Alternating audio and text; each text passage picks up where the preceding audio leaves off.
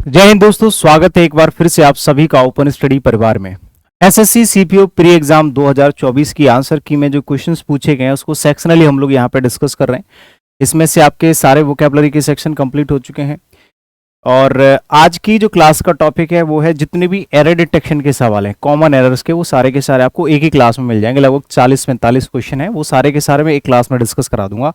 फिर एक master class में दूंगा जिसमें सारे के सारे सेक्शन एक ही क्लास में डिस्कस करा दूंगा, ठीक है ना। तो फिलहाल हम लोग शुरू कर लेते हैं। और एक चीज मैं आपको बता दूं कि हमारे ओपन स्टडी एप्लीकेशन पे 50,000 डाउनलोडर कंप्लीट हो चुके हैं, जिसके उपलक्ष्य में, जिसकी खुशी में, एक परिवार बनने की खुशी में, एक छोटा सा माइलस्टोन कंप्लीट करने की खुशी में आप सभी लोगों को सभी कोर्सेज पे बिल्कुल 50% ऑफ मिल रहा है। आप लोग जाके परचेज कर लें। कोई भी बैच आपको लेना है, अगर सीपीओ मेंस का, सीजल प्री का, सीजल मेंस का इंग्लिश पढ़ना चाहते हैं क्रैश कोर्स, तो एक ही बैच है, सफलता बैच। ये सीजल प्री, सीजल मेंस और सीपीओ प्री तीनों एग्जाम में काम करेगा। क्रैश कोर्स 599 फीस है, 50%, पहले 399 थी, अब 299 हो गई इसकी प्राइस, ठीक है।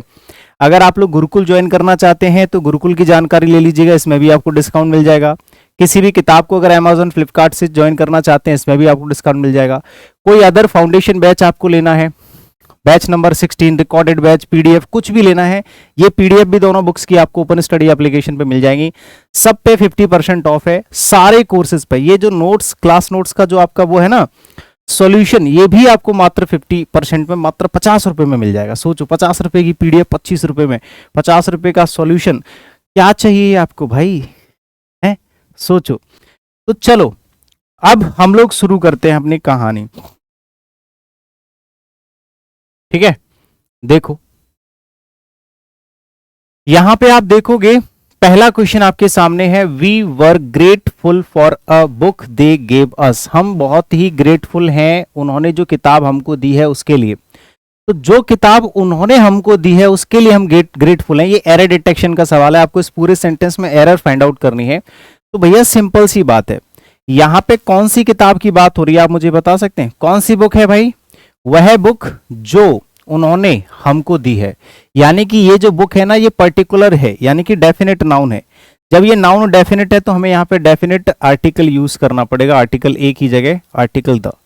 तो हम उस किताब के लिए ग्रेटफुल हैं जो उन्होंने हमको दी है, यानी कि द बुक हो जाएगा। We were grateful for the book they gave us, ठीक है। तो यहां गलती हो जाएगी आपके ऑप्शन नंबर 3 में। अगला क्वेश्चन आपका यहां पे लिखा हुआ है, can we go visit a Statue of Liberty. देखो भाई, ये भी आर्टिकल टॉपिक का क्वेश्चन है। कभी भी किसी सेंटेंस में ऑफ से पहले एक नाउन हो और ऑफ के बाद में एक नाउन हो, तो भाई याद रखना, इस नाउन में, इस नाउन पे इसका पोजीशन होता है। क्या होता है जी? पोजीशन होता है। पोजीशन यानी कि अधिकार होता है। तो हम इस नाउन से पहले डेफिनेट आर्टिकल द का यूज करते हैं। जैसे कि यहाँ पे लिबर्टी से पहले स्टैचू है तो द स्टैचू ऑफ लिबर्टी होगा, अ स्टैचू ऑफ लिबर्टी नहीं होगा, ठीक है। हाँ, द स्टैचू ऑफ लिबर्टी होगा, ना कि अ स्टैचू ऑफ लिबर्टी। तो यहाँ पे भी बी वाले पार्ट में गलती हो जाएगी। सेम क्वेश्चन है, आर्टिकल का टॉपिक, आर्टिकल का क्वेश्चन है, आर्टिकल टॉपिक से पूछा गया है। अगला है, आई एम अंडरस्टैंडिंग, मैं समझ रहा हूं। यू लाइक हर, तुम उसको पसंद करते हो, because she has a generous nature, कि उसका एक उदार नेचर है। नहीं यार, आई एम अंडरस्टैंडिंग नहीं होता। ये जो अंडरस्टैंडिंग एक ऐसी वर्ब है जो अपने साथ आईएनजी यानी कि कॉन्टिन्यूअस फॉर्म में इसको यूज नहीं करेंगे, सेंस बदल जाएगा। इसको हम जनरल ट्रुथ या प्रेजेंट इंडेफिनिट में यूज करेंगे। आई अंडरस्टैंड, मैं समझता हूं क्योंकि तुम उसको पसंद करते हो। मैं समझता हूं तुम उसे पसंद करते हो क्योंकि उसका नेचर ही इतना अच्छा है, ठीक है। तो इसको प्रेजेंट इंडेफिनिट में बनाएंगे, प्रेजेंट कॉन्टिन्यूअस में नहीं बनाएंगे। जनरल ट्रुथ की बात हो रही है, जनरल स्टेटमेंट की बात हो रही है, ठीक है ना। और वैसे भी अंडरस्टैंड में आईएनजी नहीं लगेगा यहाँ पे, ठीक है। तो सिर्फ वर्ब की फर्स्ट फॉर्म आएगी प्रेजेंट इंडेफिनिट, ठीक है। आईएनजी हट जाएगा, एम हट जाएगा, सिर्फ वर्ब की फर्स्ट फॉर्म, आई के साथ फर्स्ट फॉर्म आता है, बिल्कुल ठीक है। तो ऑप्शन ए इसका करेक्ट आंसर हो जाएगा, ठीक है। Since his son has not yet completed the age of 18, he was reluctant to fulfill his son's demand of getting a motorcycle। देखो सिंपल सी बात है, यहां पे लिखा है his, since his son has not yet, ठीक है। अब he was reluctant नहीं होगा क्योंकि यहां पे देखोगे ये प्रेजेंट है, तो यहां पे he is reluctant हो जाएगा। क्या हो जाएगा? he is reluctant to fulfill his son's demand of getting a motorcycle, क्योंकि सेंटेंस हमारा यहां पे प्रेजेंट है जब इधर प्रेजेंट है तो फिर आगे भी प्रेजेंट होगा, ठीक है, यहां पे भी प्रेजेंट ही होगा। तो यहां पे आपको वॉज की जगह क्या करना पड़ेगा, इज करना पड़ेगा। He is reluctant to fulfil, ठीक है, वह लापरवाह है या वो उसकी डिमांड्स को फुलफिल नहीं कर पाता है, कर सकता, ठीक है। When he resigned, the company offered him a huge sum of money, but he refused to agree to it.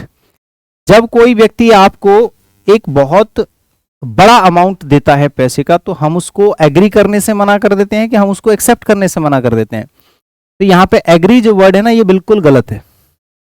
अगर आपको कोई चीज ऑफर की जा रही है तो उस ऑफर को एक्सेप्ट किया जाता है और एक्सेप्ट करने से मना किया जाता है। तो उसने he refuse to accept it, ठीक है, यहाँ पे एग्री टू दोनों हट जाएगा, ये हो जाएगा he refuse to accept it. उसने उस चीज को एक्सेप्ट करने से ही मना कर दिया, ठीक है, उस चीज को एक्सेप्ट करने से ही मना कर दिया। तो भाई यहाँ पे एग्री भी नहीं होगा, टू भी नहीं होगा, दोनों की जगह एक्सेप्ट हो जाएगा। उसने उस ऑफर को एक्सेप्ट करने से मना कर दिया। Option third is the correct answer.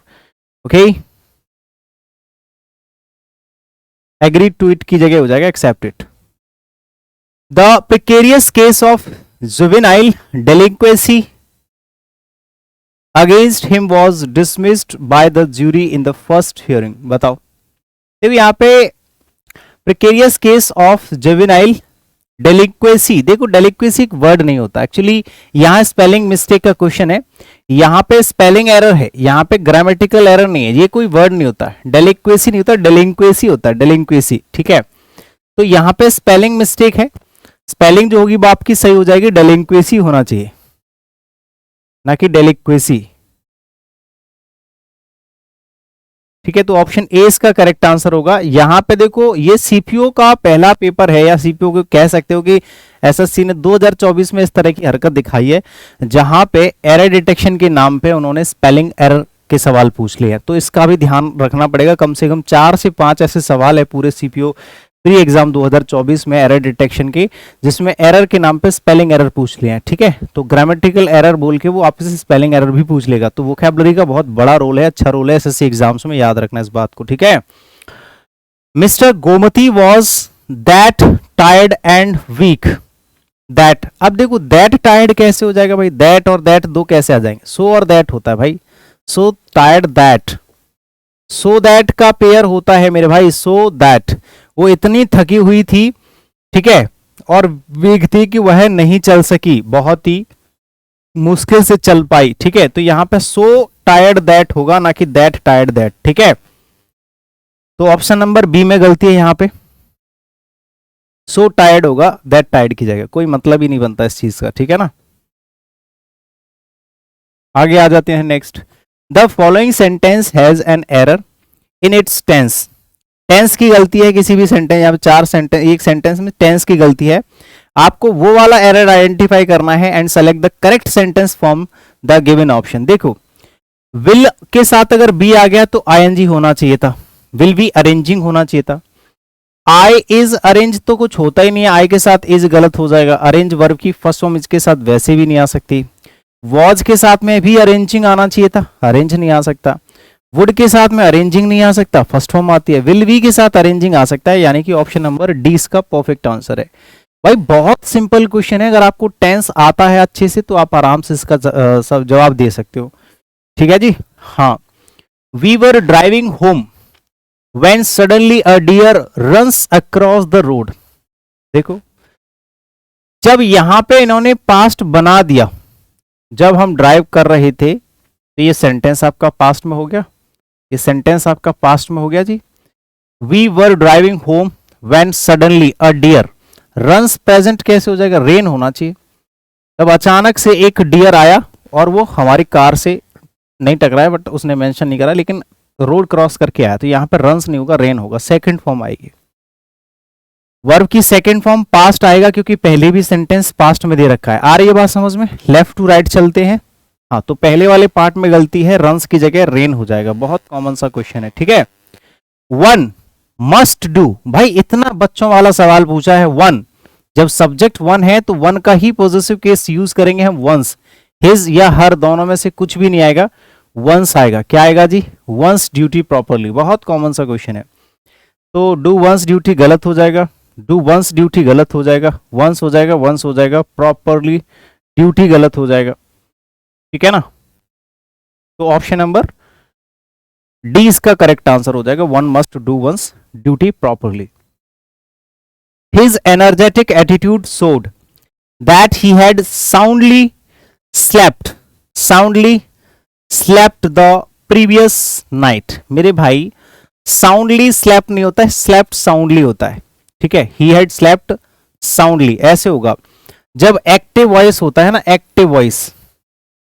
Active voice में मेन वर्ब के बाद एडवर्ब लिखा जाता है, एडवर्ब, वो भी adverb of manner. Adverb of manner अगर दे रखा है तो एडवर्ब ऑफ मैनर दे रखा है, यानी कि एल वाई वाला जो भी एडवर्ब अगर वो दे रखा है तो हम उसको कहां लिखेंगे भाई, मेन वर्ब के बाद लिखेंगे, ठीक है। भले ही मेन वर्ब की थर्ड फॉर्म क्यों ना हो। अगर ये पैसिव वॉइस होता है तो पहले लिखा जाता है, अगर पैसिव वॉइस होता तो V3 से पहले यहां पे LY लिखा जाएगा। समझ रहे हो क्यों? उसका रीजन ये है कि यहां पे ये जो V3 है वो एडजेक्टिव बन जाता है। जब एडजेक्टिव के लिए यूज करोगे तो पहले, और मेन वर्ब के लिए यूज करोगे तो बाद में। तो साउंडली यहां पे आ जाएगा, स्लेप्ट साउंडली होगा। और साउंडली का मतलब होता है हेल्दीली, बहुत अच्छे तरीके से। द प्रीवियस नाइट में कोई दिक्कत नहीं है, साउंडली स्लेप्ट नहीं, स्लेप्ट साउंडली हो जाएगा। नेक्स्ट है it is a cheap reasonably restaurant. भाई रेस्टोरेंट जो वर्ड है ये आपका नाउन है मेरे दादा। रेस्टोरेंट क्या है? नाउन है, और नाउन को क्वालिफाई करने के लिए हमें चाहिए एडजेक्टिव। तो चीप तो एडजेक्टिव है, लेकिन रीजनेबली भी तो एडजेक्टिव होना चाहिए, एडवर्ब कैसे क्वालिफाई कर लेगा? तो chief reasonable restaurant in this part of the town, तो यहां पे रीजनेबल ही नहीं होगा, हाँ ठीक है। तो यहां पे ऑप्शन नंबर थर्ड इसका करेक्ट आंसर है, ऑप्शन नंबर थर्ड इसका करेक्ट आंसर है, ठीक है। Mr Vinu has never slept in a igloo. In a igloo कैसे हो जाएगा? अ इग्लू, इग्लू का जो साउंड है वो क्या है भैया? वॉवल साउंड आ रहा है। जब वॉवल साउंड है तो भैया ए और एन में से क्या आना चाहिए? वॉवल साउंड में ए नहीं आना चाहिए, क्या आना चाहिए जी? एन आना चाहिए। बहुत सिंपल सी चीज है, ठीक है। हाँ, तो एन इग्लू हो जाएगा, क्या हो जाएगा? एन इग्लू हो जाएगा। तो option number fourth is the correct answer. Clear है जी? आ जाओ भैया next. The art historian argued, the art historian argued that the painting's value has been greatly underestimated and that its unique style and technique deserved recognition from the art community and the public alike। देखो ये कह रहा है कि part of this given sentence have been underlined, one of them contains an error। आपको एक error ढूंढना है, ठीक है। its unique style and technique, ठीक है, और हैज बीन ग्रेटली अंडरस्टिमेटेड या recognition from the art community या एंड द पब्लिक अलाइक। इनमें से बताओ क्या होगा? देखो आपका जो गलती होगी वो यहां पे हो जाएगा। अंडरस्टिमेटेड जो है ना, इससे पहले ग्रेटली मैंने अभी अभी बताया था थोड़ी देर पहले कि अगर एक्टिव वॉइस है, क्या है जी? अगर एक्टिव वॉइस है तो एलवाई वाला जो वर्ड है, एलवाई वाला जो वर्ड है वो मेन वर्ब की जो थर्ड फॉर्म होती है उसके बाद में लगा जाता है। और अगर पैसिव वॉइस होता है, पैसिव वॉइस, तो उसमें जो एलवाई वाला वर्ड होता है वो V3 से पहले लिखा जाता है, क्योंकि यहां पे जो V3 होता है ये एडजेक्टिव हो जाता है, present participle, sorry past participle, और ये वर्ब होता है। मेन वर्ब, वर्ब की वर्ब रहेगी जब एक्टिव वॉइस होगा, तो एलवाई बाद में आएगा। तो यहाँ पे ग्रेटली अंडरएस्टिमेटेड से पहले नहीं बाद में आएगा। क्यों आएगा? रीजन मैं बताता हूँ। रीजन ये है क्योंकि यहाँ पे बीन लगा हुआ है, हैज बीन ग्रेटली अंडरएस्टिमेटेड, इसका मतलब ये पैसिव वॉइस हो गया। अब जब पैसिव वॉइस हो गया तो एलवाई बाद में आएगा, ठीक है। बीन प्लस V3 लगा, इसका मतलब ये पैसिव वॉइस है। माई नेवर्स वर सीरियस इंजर्ड, देखो फिर से वही चीज, यहां पे आप देखो इंजर्ड जो है ना वर्ब की थर्ड फॉर्म है, ठीक है, ये वर्ब की थर्ड फॉर्म है। तो पहली बात तो सीरियस एडजेक्टिव है, एडजेक्टिव को एडजेक्टिव क्वालिफाई नहीं करेगा, यहां पे एडवर्ब लगाना पड़ेगा। पहली बात तो सीरियसली करना पड़ेगा, ठीक है, सीरियसली करना पड़ेगा, ठीक है। माई नेवर्स वर सीरियसली इंजर्ड होगा, और उसको भी बेटर बनाने के लिए इंजर्ड को पहले लिखना पड़ेगा, वर इंजर्ड सीरियसली, वर इंजर्ड सीरियसली, ऐसे हो जाएगा, ठीक है ना। इंजर्ड सीरियसली, यहां पे सबसे पहले तो इंजर्ड के बाद सीरियसली आएगा। एक बार को सीरियसली इंजर्ड भी हो सकता है, बट एलवाई तो लगेगा ही, कंफर्म तो है। मतलब क्या होता है कि LY वाला जो वर्ड है बाद में ही आता है पास पार्टिसिपल के, लेकिन ये तो सबको ही पता है कि सीरियस नहीं होगा, सीरियसली इंजर्ड होना चाहिए और इंजर्ड के बाद में आएगा सीरियसली, ठीक है। तो थर्ड वाले पार्ट में गलती हो जाएगी, option number third is the correct answer. I am working with him since for plus time आ गया तो भैया is are am plus I N G नहीं, हैज है plus been plus I N G होगा, तो हैव बीन वर्किंग हो जाएगा, हैव बीन वर्किंग हो जाएगा, बहुत सिंपल सी चीज, ठीक है जी। हाँ ये हो जाएगा I have been working with him since 2002। आगे आ जाओ। The dried raisins have an intoxicating effect on humans as well as flora and fauna. देखो यहां पे भी ग्रामेटिकल एरर नहीं है, इसमें ग्रामेटिकल एरर नहीं है, इसमें स्पेलिंग एरर है भाई। यहां पे जो रेजन्स वर्ड होता है ना, ये कोई वर्ड नहीं होता है, रेजन्स वर्ड नहीं, रेजिन्स होता है, रेजिन्स वर्ड होता है। रेजिन्स का मतलब होता है किसमिस,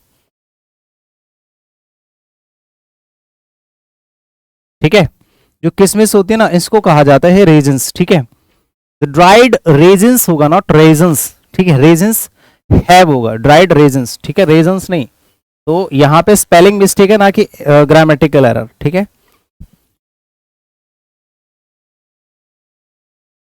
मिसेस मलाथी, क्या है मलाथी, जो भी है Malathi, is living lonely in an apartment. Lonely नहीं होता है, अलोन होता है, जब कोई अकेला रहता है तो अलोन बोलते हैं उसको, ठीक है, लोनली नहीं होता है। हाँ, Mrs Malathi is living lonely नहीं, alone in an apartment, lonely नहीं होता है। लोनली तो अकेलापन होता है, जब अंदर से कोई व्यक्ति अकेलापन फील करता है, लोनली, ठीक है, लेकिन अलोन जब कोई उसके साथ नहीं रहता है तो उसको अलोन बोलते हैं, ठीक है। तो बी वाले पार्ट में गलती हो जाएगी, अलोन होगा। By the time I reaching the metro station the train had departured. देखो भाई ये ना परफेक्ट का साइन होता है, ये जो एडवर्ब ऑफ टाइम है ये परफेक्ट टाइम को शो करता है, यानी कि परफेक्ट टेंस को शो करता है, ठीक है। और परफेक्ट टेंस को शो करेगा तो यहां पे सेंटेंस हमें परफेक्ट में बनाना पड़ेगा, जो कि बना रखा है। लेकिन परफेक्ट में बनाने की भी अलग अलग तरीके होते हैं। जब दो एक्शन एक साथ होते हैं एक ही सेंटेंस के अंदर, तो उसमें से एक ही एक्शन ऐसा है जो परफेक्ट में बनता है और एक बनता है सिंपल सेंटेंस, ठीक है। तो यहां पे आप देखोगे ये तो परफेक्ट बना दिया, उसमें से भी जो एक्शन पहले होगा वो परफेक्ट में बनेगा। तो ऑब्वियसली जैसे ही मैं वहां पे पहुंचा ट्रेन निकल गई थी, जब ट्रेन निकल गई तो ट्रेन निकलने वाला काम पहले हो गया, तो उसने हेड प्लस V3 से बना दिया, ठीक है। अब रीचिंग की जगह आपको रीच्ड करना पड़ेगा सेकंड फॉर्म, रीचिंग की जगह आपको रीच्ड करना पड़ेगा सेकंड फॉर्म, ठीक है। जहां रीचिंग लिखा है वहीं गलती है, रीच्ड हो जाएगा, ठीक है जी। ऑप्शन नंबर ए इसका correct answer. Mister Thomas is going to buy horse, to buy horse, कभी भी किसी भी सेंटेंस के बाद अगर मान लो 2+V1 है तो आगे जो भी आप नाउन यूज करोगे उसके पहले एक डिटरमिनर आपको लगाना पड़ेगा, ठीक है, एक डिटरमिनर आपको लगाना पड़ेगा, ए या एन या कुछ ना कुछ दूसरा।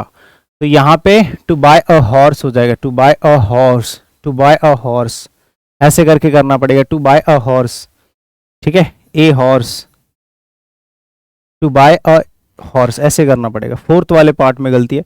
माई father is comparatively better today, ये भैया एडजेक्टिव टॉपिक में पूछा गया सवाल है, ठीक है। एडजेक्टिव देख लो, बिल्कुल एडजेक्टिव में सेम टू सेम चीज मैं पढ़ाता हूं कि अगर किसी सेंटेंस में कंपैरेटिवली, आपको मैं दिखा दूंगा कंपैरेटिवली और रिलेटिवली, ये मैंने 10-50 बार पढ़ाया होगा, कंपैरेटिवली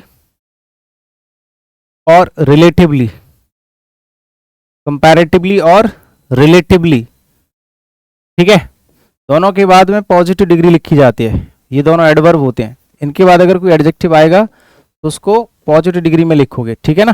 हाँ, तो यहां पे आपको बेटर नहीं गुड यूज करना होगा, बेटर की जगह क्या करना होगा, गुड यूज करना होगा, comparatively good not comparatively better. पहले वाले पार्ट में गलती, आंसर ए, ठीक है। आगे चलो next. If I have received from fever, sorry recovered from fever, I will start. देखो अगर कंडीशनल सेंटेंस है और फ्यूचर वाला है, फ्यूचर वाला कंडीशनल सेंटेंस है, तो कितना सिंपल होता है, सिंपल है, इफ वाले में लगाना है आपको वर्ब की फर्स्ट फॉर्म और कॉमा के बाद वाले में लगाना है आपको विल प्लस V1। तो भाई देखो विल प्लस V1 तो है, आई के साथ विल प्लस V1 ये तो है, तो इधर हैव नहीं लगाना है, सिर्फ रिकवर लगाना है वर्ब की first form. If I recover from fever, अगर मैं रिकवर करता हूं तो रिकवर्ड नहीं होगा, सिर्फ इफ आई रिकवर, सिर्फ वर्ब की फर्स्ट फॉर्म लगानी है, ठीक है। लास्ट नाइट आई ड्रीम्ड, पिछली रात मैंने एक सपना देखा, that I am looking for the abominable snowman high up in the Himalayas.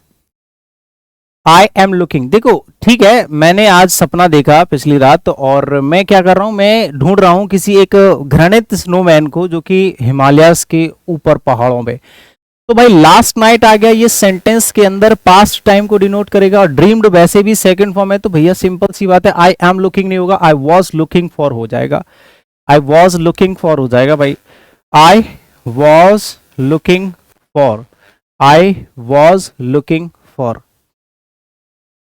When my father will come, देखो when भी एक तरीके से कंडीशनल सेंटेंस है, आप इसको थोड़ी देर के लिए if मान लो, तो if my father will come, कभी भी गलती से if, when, suppose, supposing, enough, until, unless, in case, इनके साथ कभी भी मॉडल ऑक्सिलरी वर्ब यूज नहीं कर सकते, क्योंकि कंडीशनल सेंटेंस में, कंडीशनल क्लॉज में कभी भी मॉडल ऑक्सिलरी वर्ब यूज नहीं होता।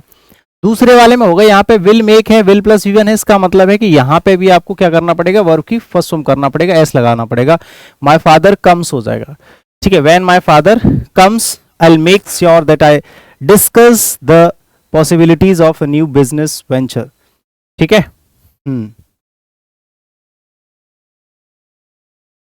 थर्ड वाले पार्ट में गलती हो जाएगी, विल हट जाएगा, कम में एस लग जाएगा, option third is the correct answer. Clear है। Soldiers in the Indian armed forces are trained never, देखो मैंने बताया एडवर्ब को एडजेक्टिव से पहले लिखते हैं, कभी भी अगर पैसिव वॉइस है तो एडवर्ब को वर्ब की थर्ड फॉर्म से पहले लिखा जाता है, ठीक है, पैसिव वॉइस के अंदर। ऐसा क्यों? क्योंकि यहाँ पे जो वर्ब की थर्ड फॉर्म है वो एडजेक्टिव का काम कर रही होती है, पास्ट पार्टिसिपल, तो यहाँ पे ट्रेंड जो है वर्ब की थर्ड फॉर्म है, यानी कि एडजेक्टिव है आर के बाद, तो यहाँ पे नेवर होना चाहिए, यहाँ पे नेवर होना चाहिए, ठीक है, नेवर यहाँ पे नहीं होगा, समझे। Soldiers in the Indian armed forces are never trained, are never trained, are never trained होगा, I never trained, option number third is the correct answer. 28/6/2024 second shift में पूछा गया क्वेश्चन। माई स्ट्रेंथ, एक और तीसरा सवाल है जिसमें स्पेलिंग एरर के सवाल पूछे गए हैं। My strength is as the strength of 10 because my heart is pure, मेरी जो स्ट्रेंथ है वो 10 लोगों की स्ट्रेंथ से ज्यादा है, क्योंकि मेरा जो हार्ट है, मेरा जो दिल है वो प्योर है, साफ है, इसीलिए मैं ज्यादा ताकतवर हूं। तो यहाँ पे आप देखोगे स्ट्रेंथ की स्पेलिंग और यहाँ पे आप देखोगे स्ट्रेंथ की स्पेलिंग, तो देख लो दोनों को कंपेयर करके, ज्यादा दूर नहीं जाना। तो ये तो स्पेलिंग सही है बट ये गलत है, तो भाई ये स्पेलिंग एरर है, स्पेलिंग एरर का सवाल है, तो यहाँ पे स्ट्रेंथ करना पड़ेगा, स्ट्रेंथ, बहुत सिंपल है, स्ट्रेंथ की जगह स्ट्रेंथ हो जाएगा। स्पेलिंग एरर के सवाल पूछे गए हैं 3 back to back.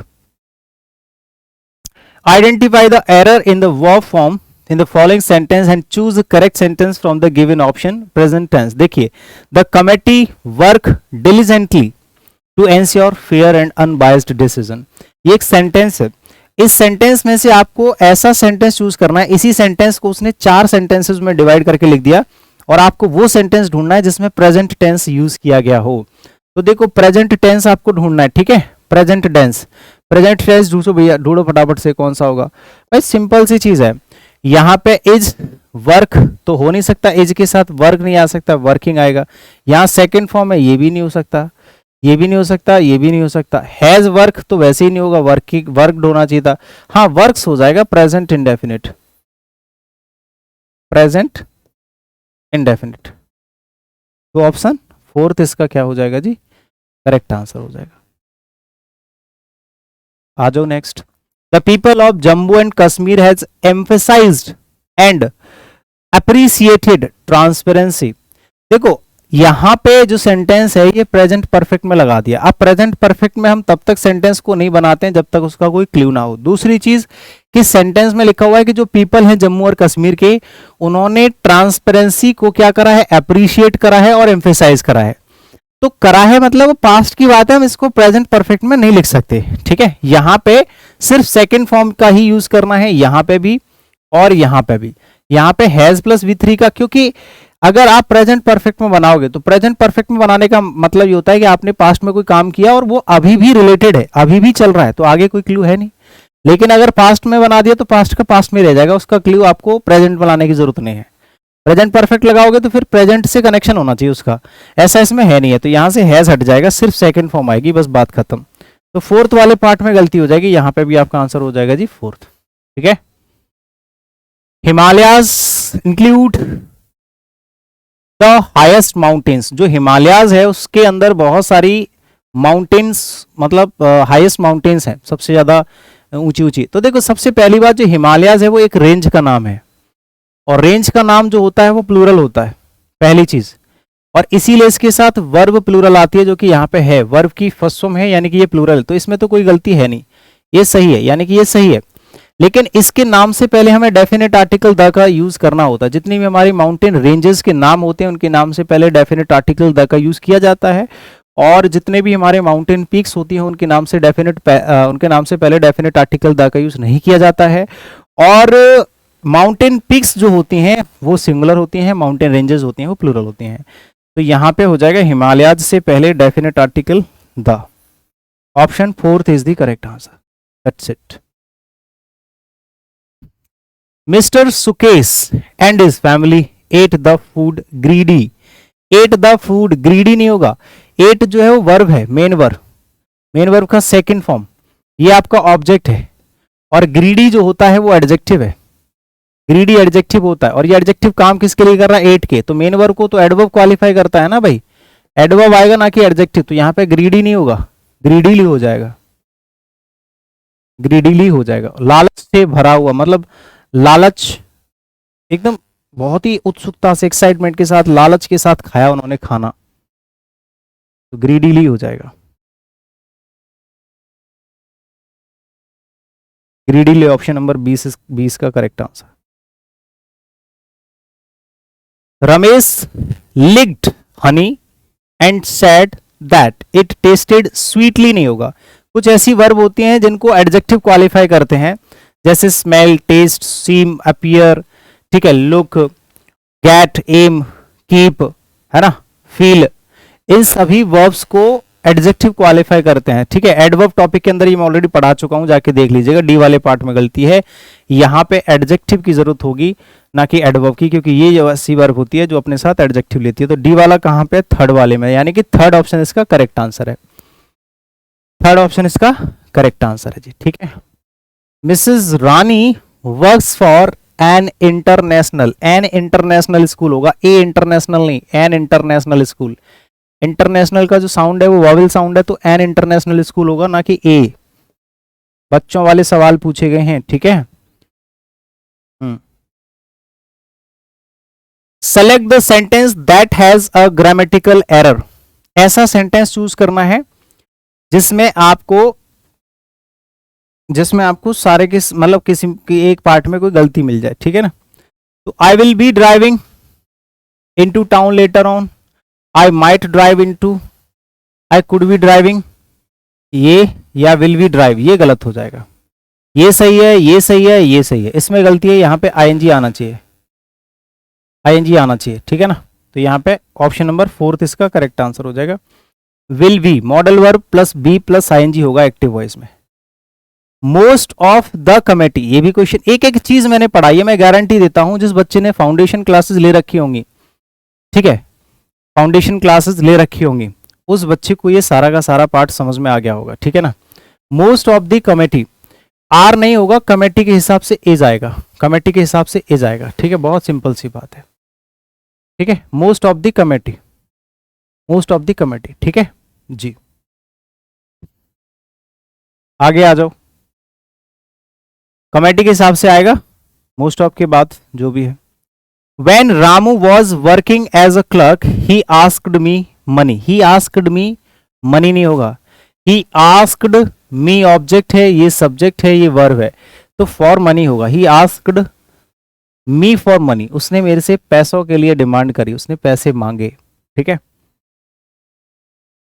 Identify the proper explanation of the error in the sentence, मतलब इसमें एरर तो है, वो एरर क्या है ये भी एक्सप्लेन करना है। देख रहे हो टाइप ऑफ क्वेश्चन कैसे बदल दिया है उसने।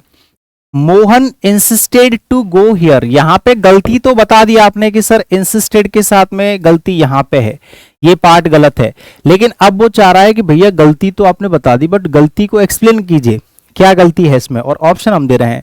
क्या गलती इस सेंटेंस में ये है कि error is in the sentence formation, preposition and gerund are required, the correct sentence should read like this, Mohan insisted on going there. ये बिल्कुल सही है, क्योंकि भैया सिंपल सी बात है, यहाँ पे गलती जो है प्रेपोजिशन की है, टू की जगह ऑन आएगा क्योंकि इंसिस्ट के साथ फिक्स प्रेपोजिशन होती है, इंसिस्ट के साथ फिक्स प्रेपोजिशन होती है, इंसिस्ट के साथ फिक्स प्रेपोजिशन होती है ऑन, इंसिस्ट के साथ फिक्स प्रेपोजिशन होती है ऑन। ठीक है, इंसिस्ट ऑन, और ऑन के बाद में जेरंड आएगा, प्रेपोजिशन के बाद जेरंड आता है, ये तो कंफर्म है। तो यहाँ पे ऑन प्लस गोइंग हो गया, तो ऑप्शन ए ही करेक्ट आंसर है। ठीक है, दूसरे में आप देखोगे the correct sentence should be like the Mohan insisted to, गलत हो जाएगा जी, बाकी सब गलत है भाई, सिंपल सी बात है, जो हमने एक्सप्लेनेशन देना था वो दे दिया। ए वाले पार्ट में गलती है, मतलब ए पार्ट सही से एक्सप्लेन करा है, सही से।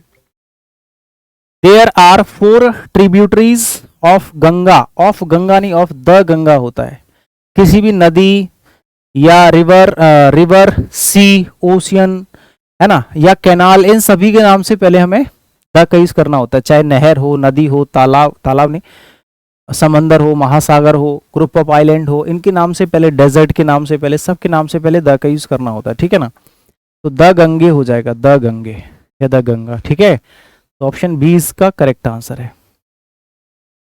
द सन्स ऑफ, ये क्वेश्चन थोड़ा सा अलग है, ध्यान रखना, ये फ्रेजल वर्ब का सवाल है, आपको समझ में नहीं भी आएगा तो भी कोई बात नहीं, कोई एक दो सवाल वो ऐसे डाल देते हैं। The sons of the older farmer, एक ओल्डर, ये कहानी है, ओल्डर फार्मर के जो बेटे थे वो फेल ऑफ हो गए after their father breath his, तो आफ्टर नहीं, यहाँ पे देखो, यहाँ पे ये जो फेल ऑफ होता है ना, इसका मतलब होता है अलग होना। ठीक है, अलग होना, फेल ऑफ का मतलब होता है अलग होना। ठीक है, हाँ, तो ये तो सही है, बस यहां से आपको आफ्टर का यूज नहीं करना है ना। फेल ऑफ देयर फादर, जैसे ही उसके फादर ने ब्रीथ मतलब लास्ट सांस ली अपने विलेज में, उसके बाद ये अलग हो गए, मतलब न्यारे हो गए। ठीक है, सेपरेट हो जाना, तो यहाँ पे सही है, ऑप्शन 20 का करेक्ट आंसर होगा। फ्रेजल वर्ब बेस्ड क्वेश्चन है, बहुत ज्यादा दिमाग नहीं लगाना, कोई कोई उठपटांग सवाल आ जाता है। I had done my cooking when Vishnu came to see me, I had plus V3 है, तो वैन के साथ सेकंड, सही है, नो एरर हो जाएगा इसका आंसर, नो एरर। देखो यहाँ हेड प्लस V3 है, यहाँ सेकंड फॉर्म है भाई, सिंपल सी बात है, ये सब्जेक्ट है, ये सेकंड फॉर्म है, ये आपका कंडीशनल सेंटेंस हो गया। जब इफ वाला सेंटेंस है सेकंड फॉर्म से बन रहा है, एक सेंटेंस सेकंड फॉर्म से बन रहा है, तो दूसरा परफेक्ट में बन जाएगा, एकदम सही है। Had plus V3 second form okay, all okay, no error, कोई गलती नहीं है। Had you been working regularly, you had completed the project yesterday. देखो ये सेंटेंस ना कंडीशनल सेंटेंस है, ये कह रहा है if you had been working regularly you would है प्लस V3 होना चाहिए। देखो यहां पे ना इन्वर्जन बना हुआ है, ये ना इन्वर्जन बना हुआ है। ठीक है, और इन्वर्जन ये कंडीशनल क्लॉज का है भाई, मैंने बताया था कि कंडीशनल क्लॉज में इन्वर्जन बनते हैं। जैसे अगर if I had plus V3 है, तो इसको हैड प्लस सब्जेक्ट यानी कि आई प्लस V3 से बना सकते हैं कि नहीं, और ये ज्यादा बेटर होता है। तो had I been, had you been, ये बन गया कंडीशनल क्लॉज, तो इधर वुड है प्लस V3 होना चाहिए, you would have plus V3 यानी कि कंप्लीटेड तो यहाँ पे है ही है, बस हेड की जगह वुड हैव लगाना है, बाकी सब तो ठीक है। ठीक है जी, बाकी सब तो ठीक है, तो यहाँ पे हेड प्लस V3 की जगह वुड हैव प्लस V3 हो जाएगा।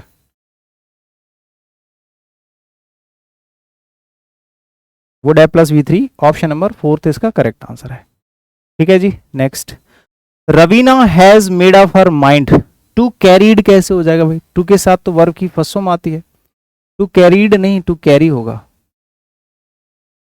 टू कैरीड नहीं टू कैरी होगा। ठीक है, तो यहाँ पे कैरीड नहीं, कैरी हो जाएगा। ऑप्शन 20 का करेक्ट आंसर। ठीक है जी, next. For the past 3 years, पिछले कुछ 5 सालों से my uncle is away from, away from नहीं होता, फार फ्रॉम होता है। अच्छा अच्छा, सही है, अवे फ्रॉम तो ठीक है, लेकिन यहाँ पे वॉज हो जाएगा। बिल्कुल सही है, क्योंकि यहाँ पे ना भाई देखो टाइम जो है ना, पास्ट का टाइम दे रखा है। सही है, पास्ट का टाइम दे रखा है। फॉर द पास्ट 3 years, पिछले 3 सालों तक, पिछले 3 सालों तक जो हमारे अंकल जी थे वो घर से दूर रहे, तो वॉज लगाना। 5 सालों तक, ठीक है, या 3 सालों तक, पिछले 3 सालों तक हमारे अंकल जी घर से दूर रहे, तो यहाँ पे एज की जगह वॉज हो जाएगा। सही है, अवे फ्रॉम ठीक है, दूर रहना। Mister Raghav brushes his teeth 4 times a day होता है, 4 times अ डे, एक दिन में। ठीक है, 4 times, 5 times a day, 3 times a day, twice a day, once a day, दिन में एक बार, दिन में 2 बार, दिन में 4 बार, तो अ डे लगाते हैं, ना कि the day. 4 times a day, एक दिन में 4 बार। ठीक है, mister Prabhakar was first man to arrive at the venue. The first man होगा भाई, ऑर्डिनल नंबर से पहले डेफिनेट आर्टिकल द का यूज करोगे कि नहीं करोगे? हाँ, the Prabhakar was the first man to arrive at the venue, the first man हो जाएगा, द फर्स्ट मैन होगा, द फर्स्ट मैन। एक और क्वेश्चन है, लास्ट क्वेश्चन है आई थिंक ये इस क्लास का। Although there is no proven data, the Centre for Policy Research estimate नहीं होगा, एस्टिमेट्स हो जाएगा, एस्टिमेट्स हो जाएगा, क्योंकि द सेंटर सब्जेक्ट है और पॉलिसी रिसर्च एस्टिमेट्स दैट ये वर्ब है, तो वर्ब में भाई सेंटर के अकॉर्डिंग वर्ब लगानी पड़ेगी आपको। ये भी प्रेजेंट है तो वर्ब की फर्स्ट फॉर्म में एस एस लगा दो, एस्टिमेट्स हो जाएगा। ऑप्शन नंबर 20 का करेक्ट आंसर, एस्टिमेट्स। ठीक है, if you want to prepare for SSC CGL pre examination 2024, CGL mains examination 2024, CPU mains examination 2024, तो आपके पास सफलता बैच, और ये 50% ऑफ पे चल रहा है। 50,000 डाउनलोडर्स होने की खुशी में हम लोग आपको डिस्काउंट दे रहे हैं, तो ये 599 का बैच जो है वो सिर्फ 299 का मिल जाएगा आपको, 399 में 299 का। तो भाई साहब अभी परचेज कर लें। बैच नंबर जो फाउंडेशन बैच है, बैच नंबर 16 है, आप वो भी ज्वाइन कर सकते हैं, उस पर भी डिस्काउंट है, गुरुकुल की फीस पे भी डिस्काउंट है, बुक्स पे भी डिस्काउंट है, पीडीएफ पे भी डिस्काउंट है, सॉल्यूशन पे भी डिस्काउंट है। जो 99 रुपीज में आपको सॉल्यूशन मिल रहा था सिर्फ 50 रुपए, मतलब कोई भी चीज आप लेना चाहोगे ना तो सिर्फ 25 रुपए से शुरू हो रही है, वहां पे 25-50 रुपए में चीजें मिल रही हैं आपको। ठीक है ना जी, बहुत बहुत शुक्रिया। तो आज की क्लास हम तो यहीं तक रखते हैं, इसके आगे का पार्ट होगा हम अगली क्लास में डिस्कस करेंगे। शुक्रिया, बाय बाय, टेक केयर, जय हिंद।